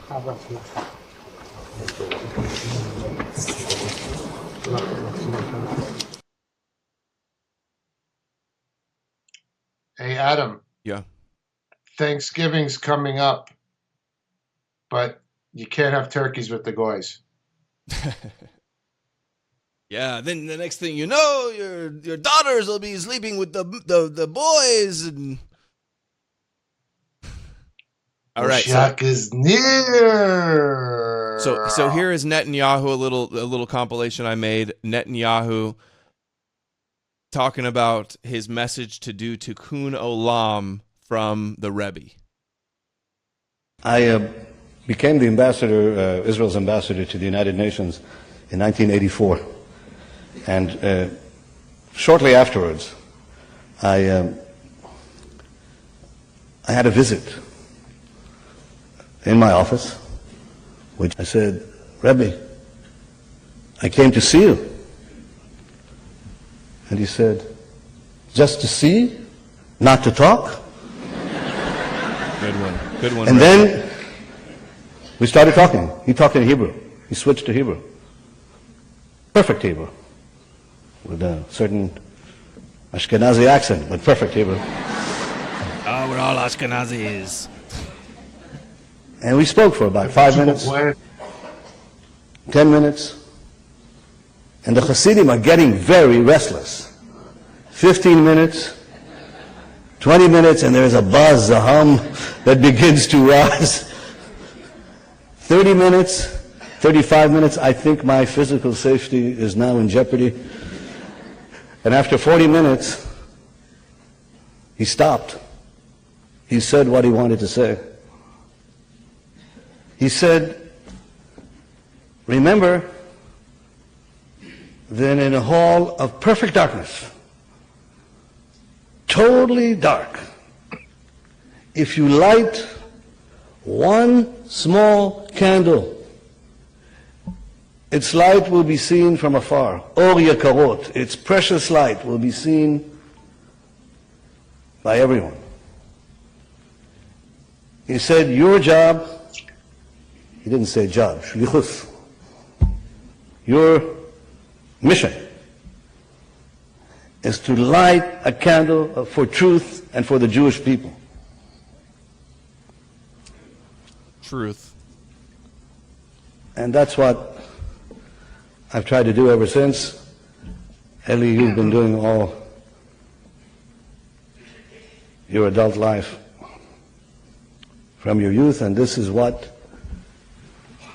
we're all asked to do.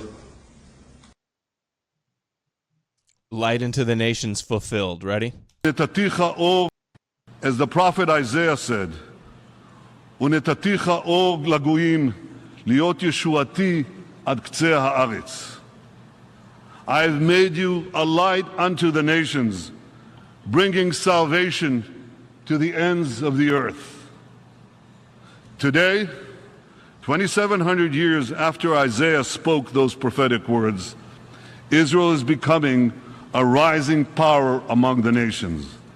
And at long last, its light is shining across the continents, bringing hope and salvation to the ends of the earth, the miraculous rebirth of our nation. And we look ahead with pride to the remarkable contributions Israel will continue to make to all nations. The satanic capital of planet Earth. This is the inversion, right? This is the darkness, the left-hand side, the group that wants to satiate Satan with blood sacrifice. So we got Netanyahu meeting with the Rebbe early on in his career, and you want to try to say, oh, but they're not getting military advice from the Rebbe. That's crazy to say that, right? Right. Okay, well, here's the Prime Minister of Israel from 2001 to 2006, Ariel Sharon. Let's look at what he says. From Ariel Sharon served as Israel's prime minister from 2001 to 2006. In 1968, a year before he was appointed commander of the IDF's Southern Command. A year, 1968 is when he got on board with the Rebbe, right after the 1967 war. Sharon had his first audience with the Rebbe. The relations began in 1967. I got a letter from the rabbi after my oldest son was killed, and I was privileged to get many other letters from the rabbi.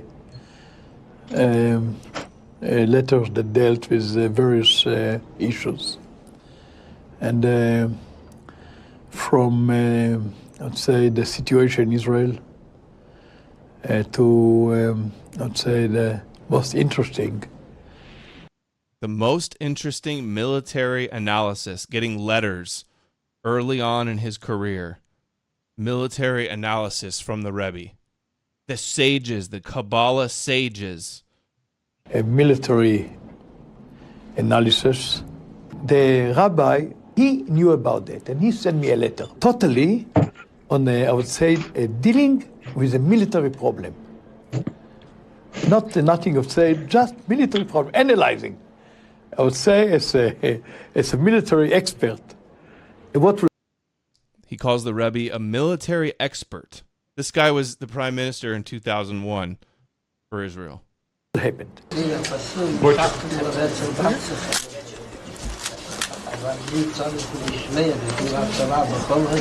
Heed the Torah in all matters. We just heard that 9/11 and the Holocaust are coded in the Zohar in the Torah and in Gematria.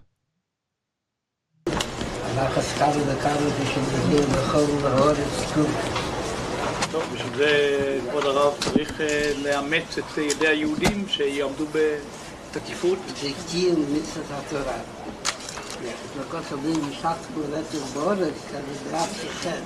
אני מקווה שכבוד הרב יאמץ את ידי היהודים וידי הממשלה לעמוד בתקיפות ובאומץ לב נגד כל מי שמנסה להחליש את ישראל ולהחליש את היהודים. היהודים צריכים חיזוק היום. ועד ידי אמר, שכוסת בגלורי, שעכשיו מעניק ליהודים, כי הם תיקונים בכל עבודה זרה. עבודה זרה זה התיר שהכותב, Torah tells us that idol worship means anything foreign to the Jewish people. And the punishment for idol worship is decapitation. Right. Off with your head. According to the Noahide laws, idol worship. Anything foreign to them. Yeah, and the craziest thing is, when they, we talk about this genocidal intent, like they have like almost, well, it's hard to call it an affinity, but they're almost like, they put the Arabs and the Muslims, they're at least Noahides. Their real contempt is for Christians, right? European Christians. That's where they have their real venom for. And look at what they've unleashed on the poor Arabs in the Middle East. They have the venom for them, but they also are using them and deceiving them. Yes. And using Esau deceptively to subjugate the whole world, and then they will co-opt it or flip the script, and then they will rule over all. So it's horrific. This is a nightmare. This is the hate from all times, and the real nightmare. Because boil it all down, Adam, this whole thing, this whole matrix, this all of fake history, all of the events, thousands and thousands of years, right? This is the real enemy, right? This is the real enemy, just like Paul said in the gospel, the enemy of all humanity. And we've allowed, not through any fault of our own, for them to, hijack this reality. No fault of our own. I think it is the fault of our own. It's not our fault. It's, but yes, it is. There is complicity, and when they can subvert the church and infiltrate and have the cryptos and choreograph these events and create havoc and divide and conquer and all the rest. The biggest thing is obviously the instigation of all these wars, right? From Napoleon wiping out the empires and the nobility of Europe, to supplant feudalism with capitalism and the rise of the Jewish central banksters, right? Right up to present day, the framing of nations, Germany, destroying Germany twice, destroying Russia, taking over Russia. This is the thing, right? We allow these devils to identify our enemies for us. They have control of our government, and they can use them as puppets and fight their wars for them. The World War I and World War II were Zion wars, totally unnecessary. But what? But to facilitate the birth of the Zionist entity in the Middle East, right? Israel. That's it. And Netanyahu is being scolded by the Rebbe to do more to bring in Moshiach. We got this Kabbalah rabbi in Israel says that 2 buildings are going to get destroyed, and say bye-bye to those buildings, and that this is going to usher in the Moshiach and a big war. And then we have Netanyahu, the architect of the war on terror, with his 2 books, Terrorism, How the West Can Win, and Fighting Terrorism by Benjamin Netanyahu. Here's another little compilation of Netanyahu possibly carrying out the Rebbe's marching orders. I mean, we saw Ariel Sharon, the prime minister, says that he got his military analysis from the military expert of the Rebbe. Here.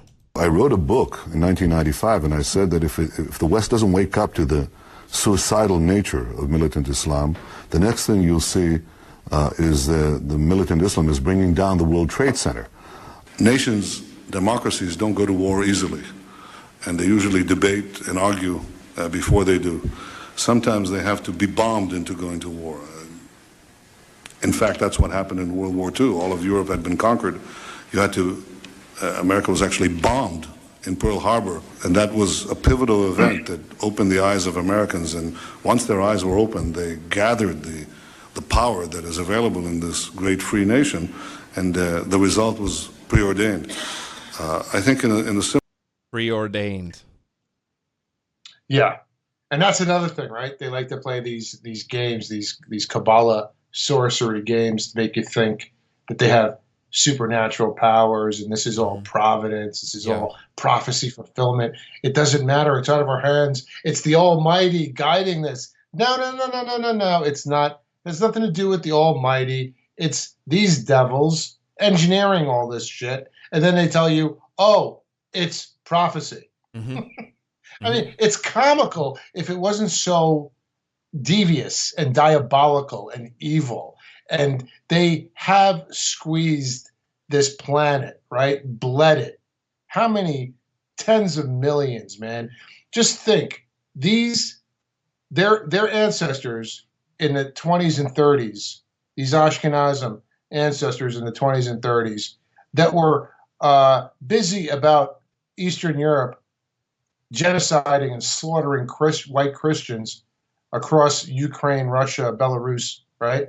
Now their descendants are doing the same across the Middle East and Israel. It's horrible. It's a horrible, horrific reality. But you know what? It's coming here.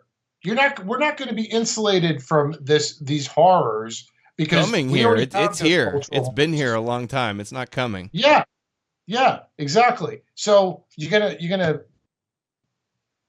get engaged and get your head out of your ass and realize that you face an existential threat or not. Exactly. Are you good to hang another 15 minutes? Yeah. Okay. Similar way, the bombing of September 11th opened the eyes of Americans to see the great conflict and the great danger that faces us. And once opened, then the overpowering will of the majority of the people of the United States, of the steamroller, is inexorably moving to decide this battle. And this, I think, has been a wake-up call from hell. It is telling us, you have the power now to act, summon the will, because the terrorists have the will to destroy America, to destroy freedom, to destroy all of America's allies and all the democracies, Israel being simply on the front line. There is no question whatsoever that Saddam is seeking and is working and is advancing towards the development of nuclear weapons. No question whatsoever. If you take out Saddam's regime, I guarantee you that it will have enormous positive reverberations on the region. Benjamin Netanyahu has publicly said the September 11th attacks have been good for Israel. Netanyahu said, quote, "We're benefiting from one thing, and that is the attack on the Twin Towers and Pentagon and the American struggle in Iraq." The Rebbe's marching orders. Now, remember the rabbi said that the attack will happen on Edom, on America, and it'll usher in the end times. The birth pangs of the Moshiach is the wars before the Messianic era, sometimes related to Gog and Magog, the big wars with Ishmael and Esau, the Arabs and the Christians.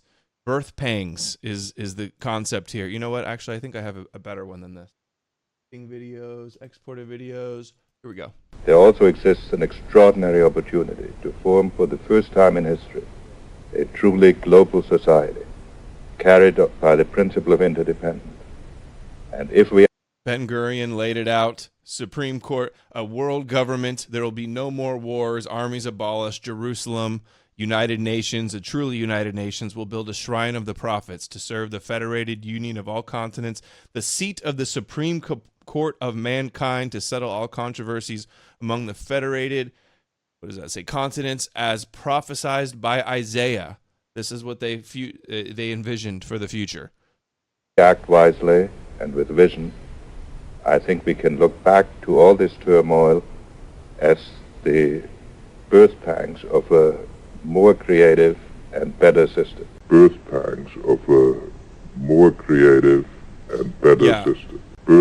Birth pangs is a Kabbalah term, birth pangs of the Messianic era, just like this rabbi was saying. Kabbalah Online, Chabad Lubavitch. System. Birth pangs of a more creative and better system. Of course, I have been in constant contact with the Israeli government, and then I was just at the Right after 9/11, constant contact with the Israeli government. Secretary of State Condoleezza Rice. Was she Secretary of State? What is she? Anyway. UN.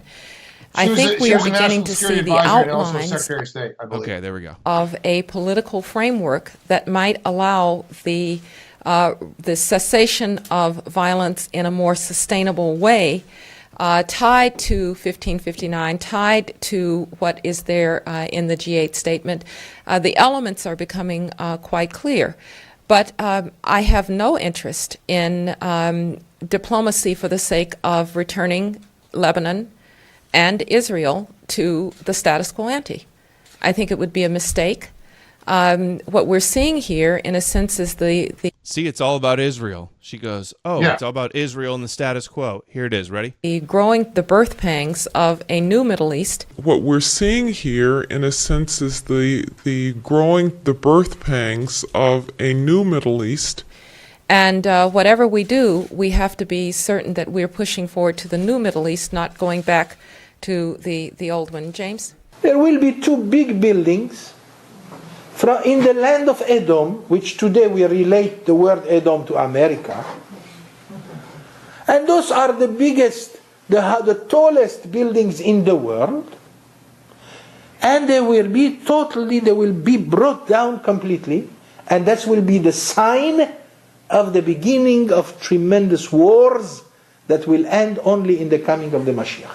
There also exists an And it just so happens to be that Henry Kissinger and Condoleezza Rice are talking about these same topics and talking about using the term birth pangs. Right, two decades apart, 2 decades plus. Call me a conspiracy theorist, but it seems like it all connects to me. Yeah, like Dems come and go, Republicans come and go, Zog is forever. How much longer will you put up with this bullshit, people? Really?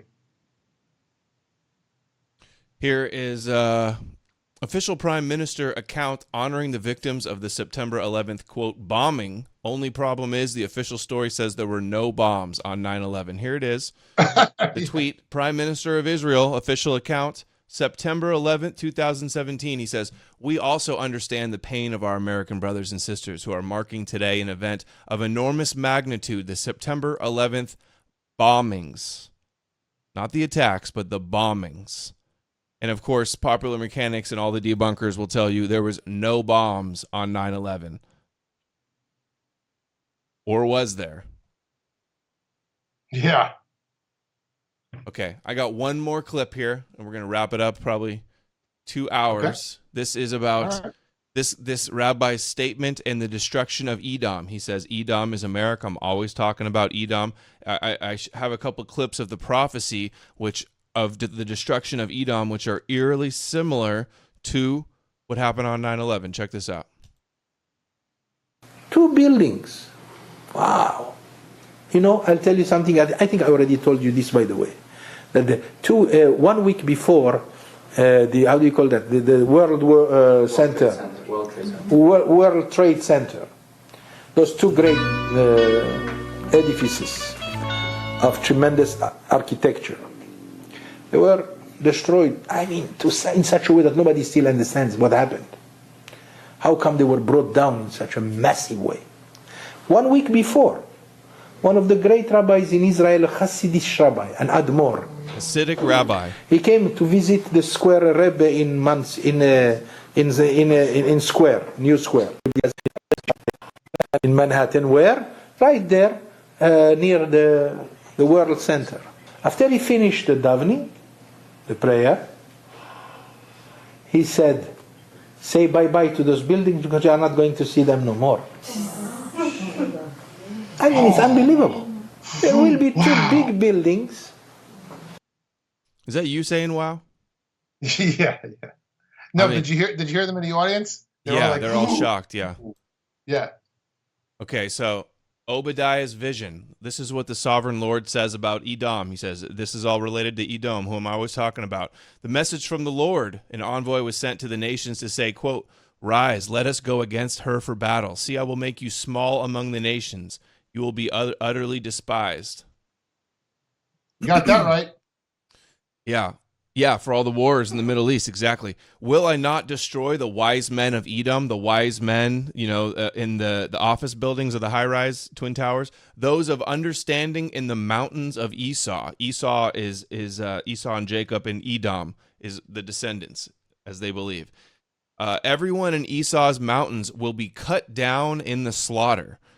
And even if this isn't related to 9/11 in a plan in any way, it's still, they say that Edom is America, and this is what's going to happen to us in the end times. Because of the violence against your brother Jacob, you will be covered with with shame. You will be destroyed forever. And it's funny. Esau gets scapegoated because Jacob used deception and tricked him out of his birthright, and then used deception to trick his dad out of the blessing to be chosen and inherit the earth. And then Esau got a curse where he has to serve and be the soldier of Jacob. Right. He gets screwed over, right? Cheated, and he's still portrayed as the bad guy in the story. Exactly. This is how psychotic these people are. Mm-hmm. And because Esau is mad at Jacob for stealing his birthright, he's pursuing him and wants to kill them. So they believe all Gentiles are descendants of Esau, and they're all born wanting to kill the Jews and hating them for no good reason, although they know it's because of this stole the birthright thing. But really, it's just a crazy myth so that the Jews can go attack us and claim it's self-defense, cry out in pain as they strike you. Literally where the proverb comes from. You will exactly. Yeah. Go ahead. I'm sorry. Obadiah 3:5. Your heart has deceived you, who live in the clefts of the rocks and make your home on the heights. Again, with the high-rise building. You who say to yourself, who can bring me down to the ground? The Twin Towers were brought down to the ground. Though you soar like the eagle and make your nest among the stars, again with like a high-rise building, from there I will bring you down. Oh, what a disaster awaits you. Jacob will be fire, Joseph a flame. So that's the two patriarchs of the Jews, they believe, Jacob and Joseph. Esau, the Gentiles, will be stubble. They will burn us like the Twin Towers burned, and they will set him on fire and destroy him. There will be no survivors from Esau. Yeah, I mean, listen, like I said, you have to search high and low to find anything this off the charts, psychotic, this genocidal, bloodlust. It's all about murder and genocide and extinction and wiping people out and destroying people and blotting them out of history. It's unbelievable, Adam. I mean, wake up. Blood ritual sacrifice, supremacy, circumcision, genital mutilation. These are the people that LARP around like they have the moral high ground, and they have the moral ethical monotheism, and they're gonna be examples that lead the world and be a light unto the nations. It's just all so preposterous. Here's the best one too, Malachi. So not Obadiah's vision, but Malachi says, Edom may say, though we have been crushed, we will rebuild the ruins. But this is what the Lord Almighty says about Edom. They may build, but I will demolish. The Twin Towers were demolished. They will be called the wicked land, a people always under the wrath of the Lord. And then who is Edom? I mean, it's unbelievable. Edom becomes America. Why? Because America is Edom, after all. Esau, who in modern day terms is really basically, certainly one of them is America. ועשיו זה הנוצרים, אדום. It's the end of days. You're going to need the iron of Esav, which represents Edom, which is the West, Europe, and the Americas. Okay, so that's what's happening to Edom, just like the rabbi says. All right. And then the last thing about this 9/11, this is all the research I've been doing the last few days. Björknes was helping me with a lot of it. I'm only able to understand a lot of this because of his latest book and all of his research into this stuff. Beware the World to Come by CJB. So the magnitude of all this is just spine chilling now. The Twin Towers, Boaz and Joaquin is the two pillars on in Solomon's temple. Masonic.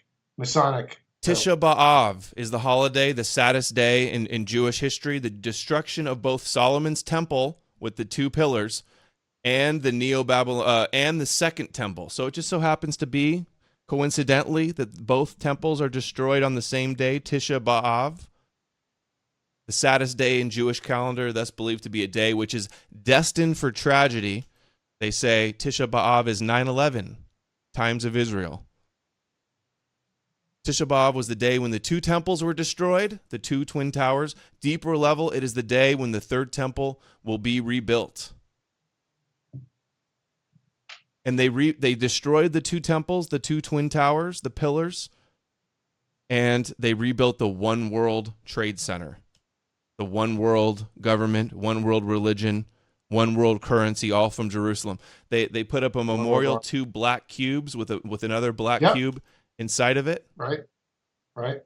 It was designed by an Israeli-American architect who is the son who lived in Jerusalem, was in the IDF commando, and I think his father was the ambassador to Israel. And the architect of the actual building was it Israeli? Probably. Yeah. They cleaned up, man. Not only did they bring the towers down, but they got all the contracts to rebuild it. They got the insurance. Lucky Larry, pull it, Larry Silverstein got what, $5 billion in insurance money? Netanyahu was making. It came out in Haaretz. They did an interview. Netanyahu made weekly phone calls every Sunday to talk to Silverstein. That's the owner of the Twin Towers. Netanyahu, with all of his connections with the Rebbe and everything, making weekly phone calls with the owner of the towers. I mean, here's Chabad.org, 9/11 in the Torah, coded in the Gematria, hidden in the Zohar. It's just incredible. It's an incredible coincidence, is it not, Adam?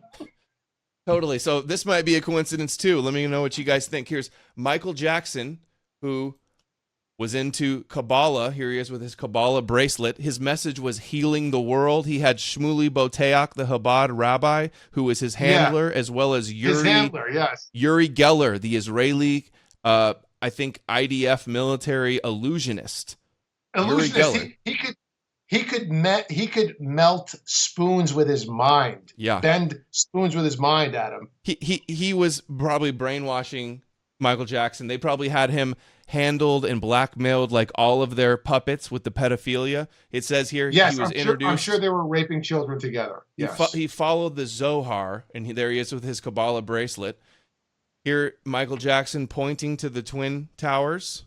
Here he is again in another advertisement where he's on the Freemason checkerboard floor with the Twin Towers there. And it just so happens to be, I think he was supposed to be sacrificed in the Twin Towers. Michael Jackson cheated death on 9/11 when he missed a scheduled Twin Towers meeting because he stayed up too late chatting with his mom. They wanted to whack Michael. It seems like it because of the Sony deal. The Tony Mottola stuff, yeah. Mm-hmm. Tommy Mottola. I'm trying to find who's a crypto, by the way. Yes, he claimed Yuri Geller and Shmuley Boteach, Michael Jackson's enemy list, and he says, screw me, and so I think they tried to off him. Honestly, I mean, how could I not? Knowing all this stuff, what person wouldn't? Or it's just a crazy coincidence. Here's the Freemason who's all about rebuilding the temple. Here we have 1912, Solomon's Temple, scheme of Freemasons and opinions of Jews on rebuilding. Freemasonry is completely based upon Kabbalah. There's Noahides as one of the levels in Freemasonry. Yes. Here's the Freemason monument that they have in Israel with the 2 towers. Right, I mean, Boaz and whatever. I think that's all I got for today. Yeah, Freemasonry is Talmudic Judaism for goys, but they're also Jews and Jewish Freemasons. B'nai B'rith, you know. You know something I was reading about the other day? There's something called communitarianism, which they're trying to push on the world. It's this new new age, and it's the guy that pushes it is a Talmudist who bases it off of the Talmud. Basically, folks, this is all of I know this is from my perspective. This is all from a dark place, okay? An occult, dare I say, satanic. It's Kabbalah, mystical, esoteric, occult, like sorcery, Occultism? wizardry, black magic, basically. Black magic. The title of this video is "Cutting Through the Wizardry," featuring Albert Bishai. So that's what we're doing here. Here's one more. And by the way, folks, why do you think they do these rituals? Why do you think they brutalize children? I mean, it's so insane and so sick. That should be enough of a catalyst to get everybody's attention, right? But no, we're going to watch the Talmud Vision, and we're going to learn our history from Steven Spielberg, and we're going to rock back and forth, simulating sexual collation with the goddess Shekinah. You know, I wanted to mention that that was a good impression there, by the way. You got to do the Shekinah. I sent this clip of this rabbi talking about the Hasidic rabbi from Israel, Bye Towers. I sent this all around all these 9/11 truthers and everybody in alt media, and a lot of people disappointingly didn't want to retweet it and didn't want to share this. They're too busy covering the election, many of them shilling for Trump, and it's despicable. This is a huge smoking gun. Even if he's lying about it, what kind of sicko lies and makes up a story like this? And I don't think he's lying, given everything we know, given all the other examples and evidence of prior knowledge. I think this is true. This rabbi knew the plan, and it's a true story. Yeah. Here's the dancing Israelis. They're the other ones that were there filming the first tower before it was hit by the plane. The Israeli Mossad agents working for the known Mossad front company, Urban Moving Sisters. It says that there's little evidence that it was a legitimate business due to the high amount of anti-American sentiment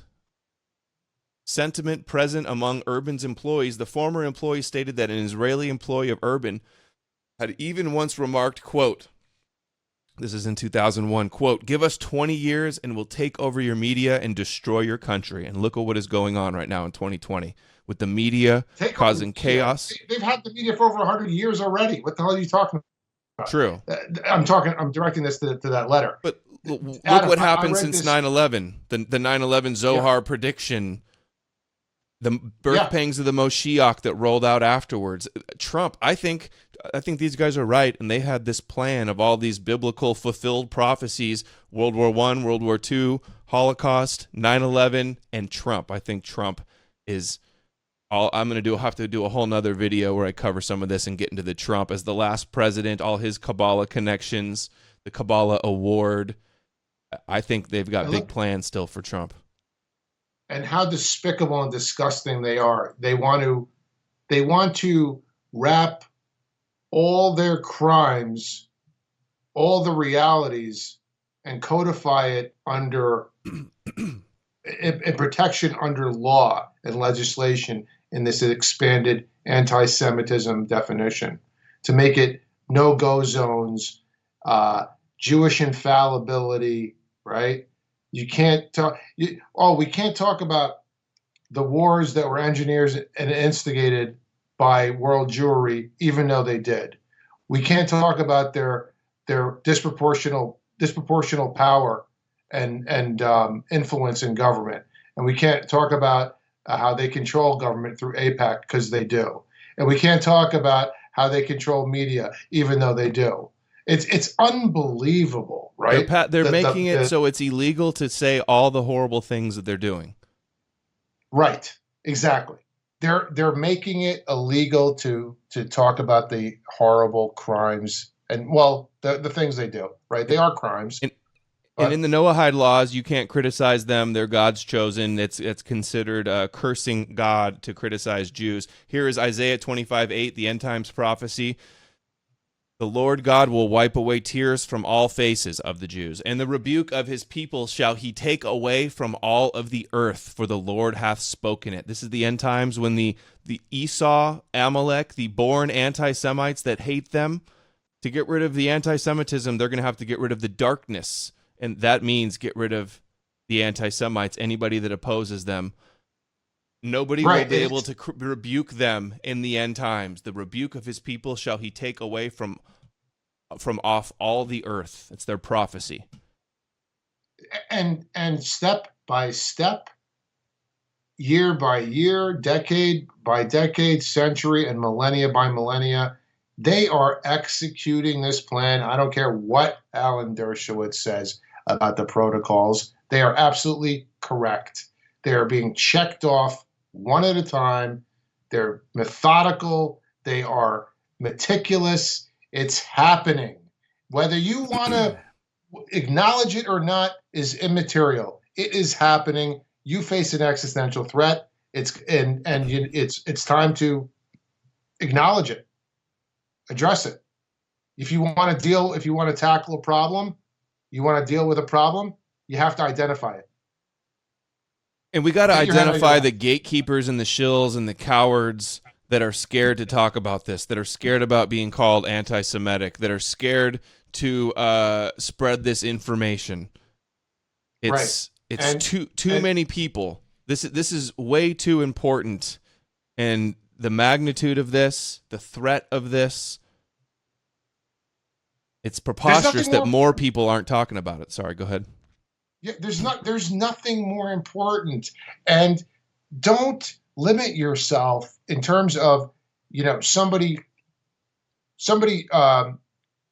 and well, if you take it too hard, like let's just say the whole CJB thing, right? It was an assault on people's core belief systems. Okay, you can disagree with this or that. Take the totality of the man's research. And what is the end game? The end game is a world of their own. Okay? Mm-hmm. So they want to inherit the earth and eat the riches of the Gentiles. Yeah. That's the important thing.